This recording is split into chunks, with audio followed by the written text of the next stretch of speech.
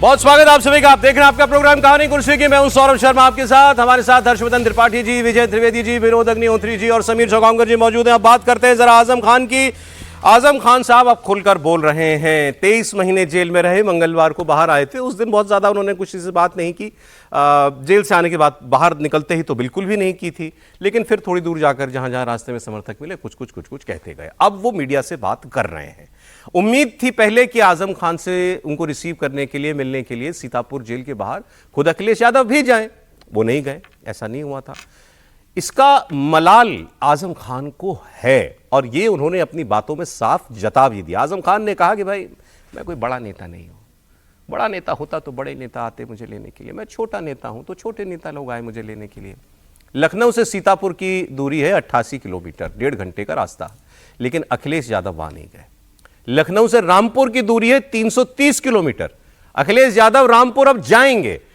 8 अक्टूबर को आजम खान से मुलाकात करने के लिए वो जा रहे हैं रामपुर। अब ये बात कंफर्म हो गई है। तो अब ये अब चर्चा होगी कि पहले क्यों नहीं मिले, अब क्यों जा रहे हैं। खबरों के मुताबिक 1 घंटे तक शायद मुलाकात भी उनकी वहां तय की गई है। ये टाइम इसलिए आ गया है क्योंकि उनकी फ्लाइट यहां से बरेली जाएगी और फिर बरेली से रिटर्न फ्लाइट, तो उसके क्योंकि पता है कि कितने बजे उड़ेंगे और वहां से कितने बजे चलेंगे, उसके बीच का वक्त इतना ही है। इतनी भर खबर नहीं है। लेकिन 8 अक्टूबर को वो मिलने जा रहे हैं अखिलेश यादव आजम खान से। 9 अक्टूबर को मायावती लखनऊ में एक बहुत विशाल रैली करने जा रही है और माना जा रहा था कि उस रैली में बहुत सारे लोग पार्टी ज्वाइन करेंगे, बसपा ज्वाइन करेंगे। वो एक तरीके से 2017 चुनाव को लेकर बीएसपी का 27 के चुनाव को लेकर शुरुआत वो करने जा रही हैं। तो आजम खान साहब का भी क्या पार्टी से मोह भंग हो गया है, क्या वो मायावती के मंच पर जा सकते हैं, ये सब बातें हो रही थी। सूत्र ये बता रहे हैं कि इस खबर से अखिलेश यादव के कान खड़े हुए और फिर उन्होंने 8 अक्टूबर को आजम खान से मिलने का प्लान बनाया। कल आजम खान ने खुलकर दिल की बातें की। कहा कि मैं कोई बिकाऊ चीज नहीं, मेरे पास चरित्र नाम की चीज है। मतलब साफ हो गया कि मैं नहीं जा रहा कहीं। यहां उन्होंने थोड़ी अटकलों को विराम लगाया। फिर पूछा गया कि अखिलेश आ रहे हैं, तो कहते हैं कि 5 बरस तक मैं जेल की काल कोठरी में रहा हूं, अब मुझे किसी का इंतजार नहीं रहा। हमारे पास एक चरित्र नाम की चीज है और उस चरित्र का ये मतलब नहीं है कि हमारे पास कोई पद हो, ओहदा हो। लोग प्यार करें, इज्जत करें और हम बिकाऊ माल ना हो, ये हमने साबित कर दिया। पार्टी के शीर्ष नेता अभी नहीं पहुंचे आपसे मिलने के लिए। कोई दुख, कोई कसक, कोई तकलीफ? क्योंकि कार्यकर्ता कह रहे हैं कि आजम साहब इतने बड़े हैं लेकिन पार्टी के शीर्ष नेता नहीं आए, दुख है। इतने 5 बरस में एक छोटी सी कोठरी में अकेला रहता रहा तो एहसास ही मर गया, किसी का इंतजार ही नहीं है। और आप देखेंगे एक दिन बिल्कुल बेदाग, शायद उसकी जरूरत पेश नहीं आएगी। 27 में सरकार बनेगी समाजवादी पार्टी, आपको लगता है? मैं कोई भविष्यवाणी तो कर नहीं सकता। तो आजम खान साहब अपने अंदाज में लौट आए हैं। 5 साल काल कोठरी में रहा, किसी का इंतजार नहीं रहा सर। लेकिन और कुछ बहुत इंपॉर्टेंट बातें जो इन्होंने और कई मौक़ों पे कहीं जो छपी हैं जेल से निकलने के बाद। तो एक तो इनसे मुलाकात करने जा रहे हैं अखिलेश यादव, ये एक इंपॉर्टेंट बात है जो हमने आपको बताई। इसके अलावा आजम खान जो है ये भी बताया जा रहा है कि ये मुलाकात तय कैसे हुई, कि फ़ोन पर बात हुई अखिलेश यादव और आजम खान की, लेकिन फ़ोन अखिलेश यादव का नहीं था, फ़ोन किसी महिला विधायक का था। तो मतलब अखिलेश यादव को आजम खान से बात करने के लिए किसी तीसरे व्यक्ति का सहारा लेना पड़ा। किसी तीसरे व्यक्ति ने फ़ोन पर विधायक या सांसद, अभी बता देता हूं आपको।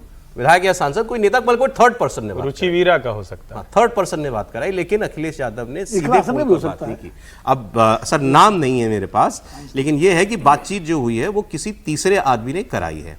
अच्छा, ये भी चर्चाएं थी, ये भी बताया जा रहा है कि समाजवादी पार्टी के कई नेताओं से जेल में मिलने से भी अखिलेश यादव आजम खान पहले मना कर चुके थे, लेकिन अब जो है बात उनकी हो गई। अब उन्होंने ये भी कहा है अखिलेश यादव जी को, क्योंकि अखिलेश जी ने कहा ना हम आएंगे तो उनके सारे केसेस फर्जी मुकदमे वापस ले लेंगे। तो इन्होंने, आजम खान ने ये भी कहा है कि अखिलेश जी नेताजी की औलाद हैं। मैं कोट कर रहा हूँ, अखिलेश जी नेताजी की औलाद हैं, हमें भी उतने ही अजीज़ हैं जितने वो नेताजी के रहे होंगे। हम उतनी ही उनसे मोहब्बत करते हैं, उतना ही उनका भला चाहते हैं और उनकी हम सरकार भी चाहते हैं। महिला विधायक के फ़ोन पे बात हुई है, जो रिपोर्ट बता रही है। महिला विधायक के फ़ोन पर बात हुई। और बाकी सब बसपा में जाने वाले मामले पर आपने उनको सुन ही लिया कि हमारे पास एक चरित्र नाम की चीज़ है, ओहदा हो पद हो इसकी ज़रूरत नहीं है, लोग हमें प्यार करें और हमें बिकाऊ माल ना समझें, यही जो है हमारे लिए बहुत है। तो ये सारी बातें अब बताई जा रही है। हाँ, एक बड़ी मज़ेदार बात और बोली उन्होंने, जिससे सियासी संबंधों में खटास है ये कंफर्म होती है।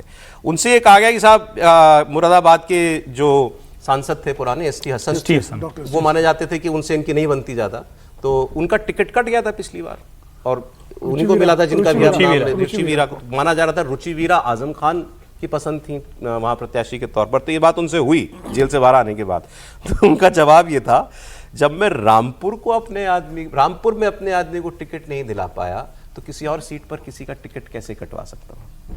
तो दर्द है सर, ये तो दर्द भी कह सकते हैं या ये भी कह सकते हैं कि वो एसटी हसन को संदेश दे रहे हैं कि भाई आपका टिकट कटवाने में मेरा कोई हाथ नहीं है, क्योंकि डॉक्टर एसटी हसन साहब मुरादाबाद के सांसद रहे। देखिए, आजम खान साहब के जो मुलायम सिंह से जो रिश्ते थे बड़े दिलचस्प रिश्ते थे, और इसीलिए जब समाजवादी पार्टी के अंदर मुलायम सिंह जी का दौर था तो दो खेमे थे। एक खेमा था जिसमें अमर सिंह, शिवपाल यादव और कुछ ब्यूरोक्रेट शामिल थे। दूसरा खेमा था जिसमें मोहम्मद आजम खान और अखिलेश जी और रामगोपाल, प्रोफेसर रामगोपाल जी, ये थे। अमर सिंह के खिलाफ जब गोलबंदी थी उसमें अखिलेश जी और आजम खान साहब एक साथ और रामगोपाल जी एक साथ थे, शिवपाल जी आजम खान के साथ थे, और ये गोलबंदी चली। मुलायम सिंह जी का एक स्वभाव था कि वो आजम खान के साथ रूठे, आजम खान के साथ रूठने की बड़ी आदत थी। वो रूठ के घर बैठ जाते थे, रामपुर बैठ जाते थे, पता लगा मीटिंग हो रही है पार्टी के, वो नहीं आ रहे हैं, फिर मुलायम सिंह जी उनको फ़ोन करते थे, फिर बुलाते थे, मनाते थे, कई बार तो हाथ पकड़ के अरे हो गया आजम साहब हो गया, इस तरह। तो अब आजम खान साहब जैसे अभी उन्होंने भाई रूठे हुए थे, अखिलेश जी को आदत उनकी मालूम है कि वो चचा हैं, चचा कहते रहे थे एक ज़माने में, चचा ही कहते, चाचा बोलते थे, चाचा बोलते थे, हाँ, कि चाचा रूठ गए।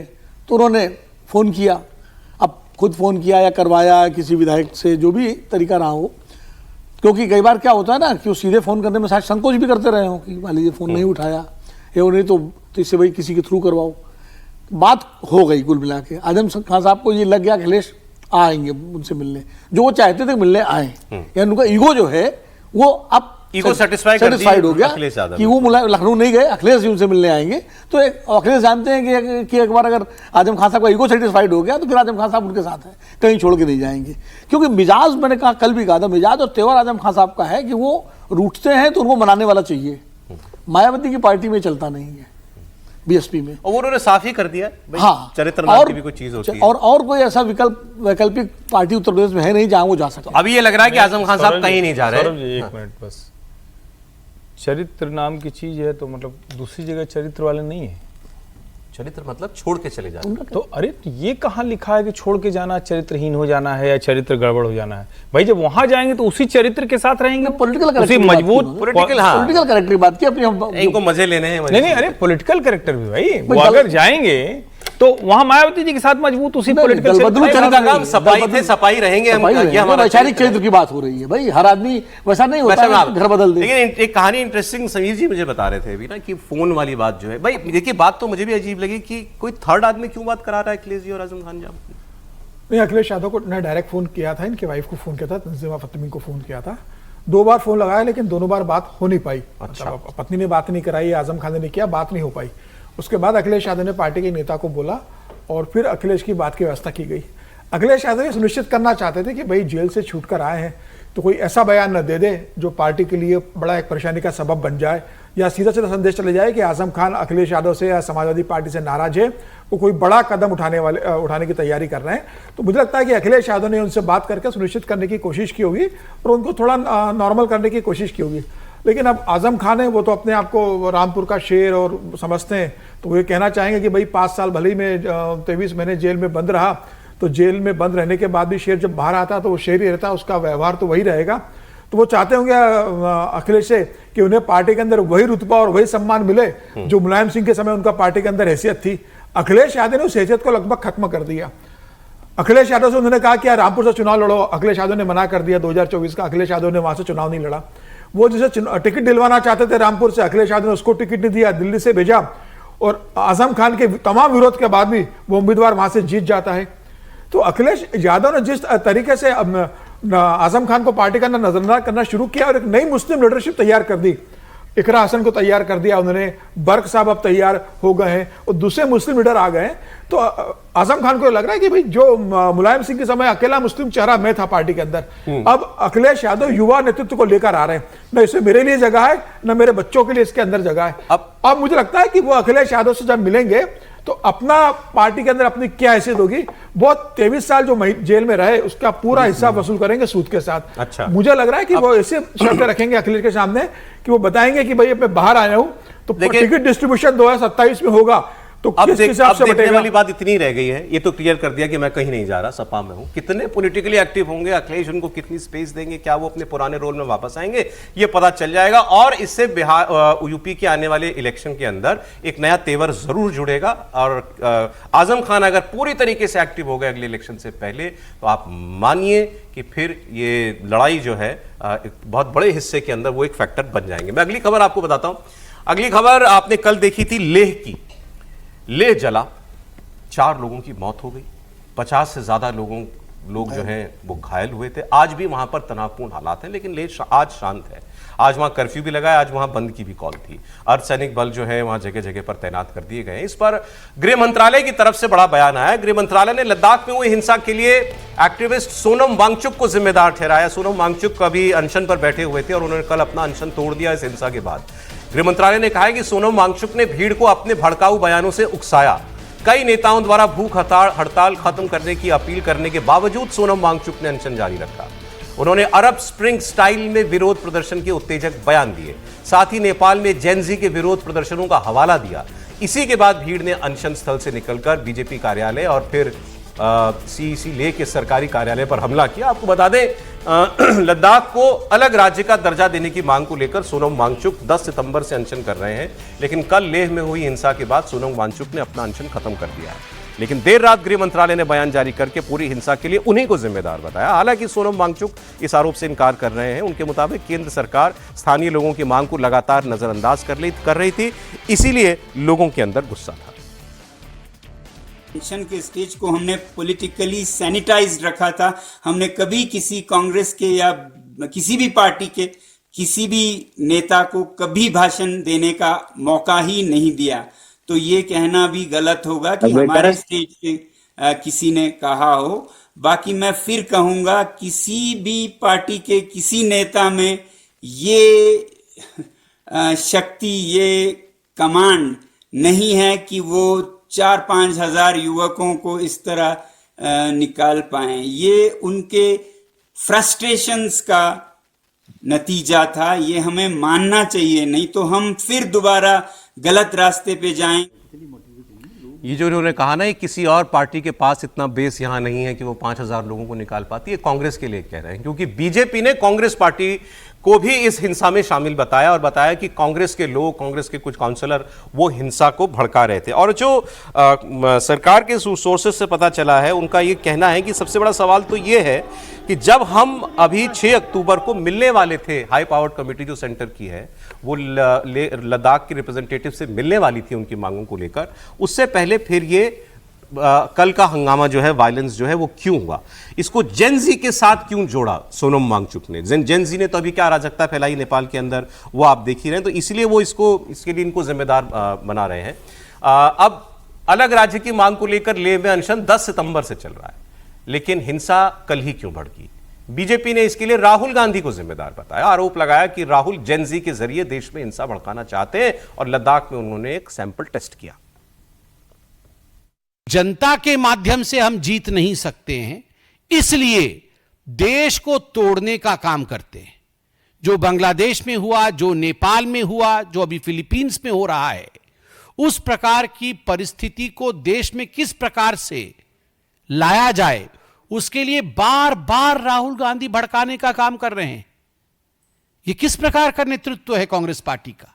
क्या चाहती है कांग्रेस पार्टी?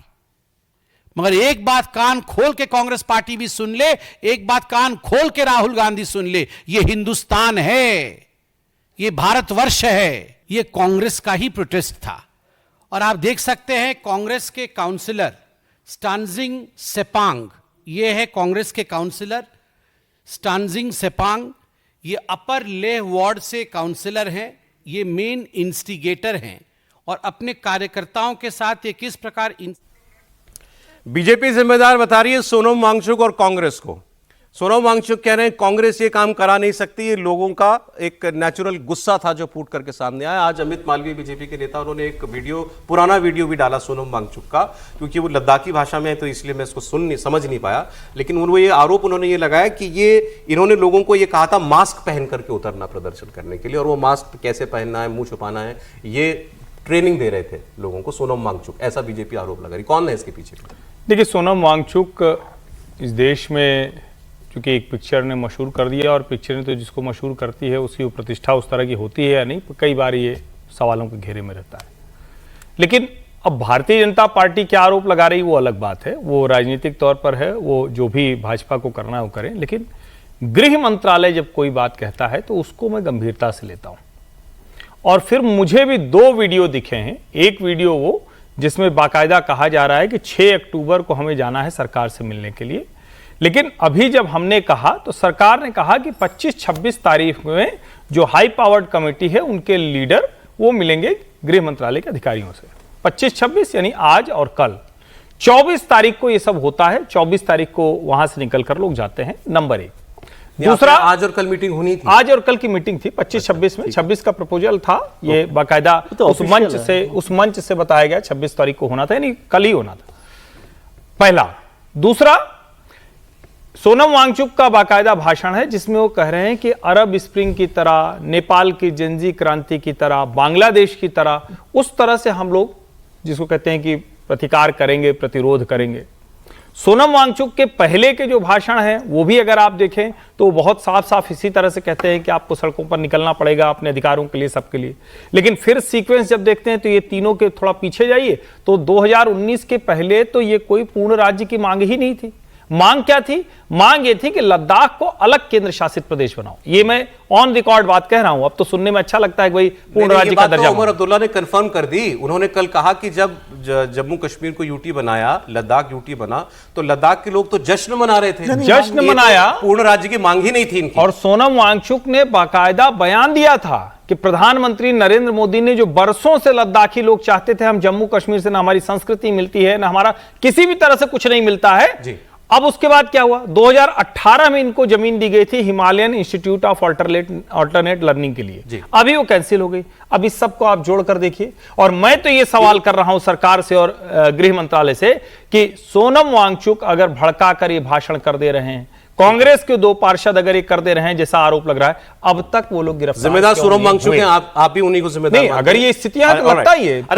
कल एसी से एक संबंधित, मतलब बिल्कुल लेह से जुड़ी नहीं, लेकिन कल एक ऐसी कंट्रोवर्सी और उठी थी अराजकता भड़काने वाली बात को लेकर के। फाइनेंशियल टाइम्स में राहुल गांधी ने एक इंटरव्यू दिया जिसमें उन्होंने कहा कि इंडिया में इलेक्शन रिग हो रहे हैं।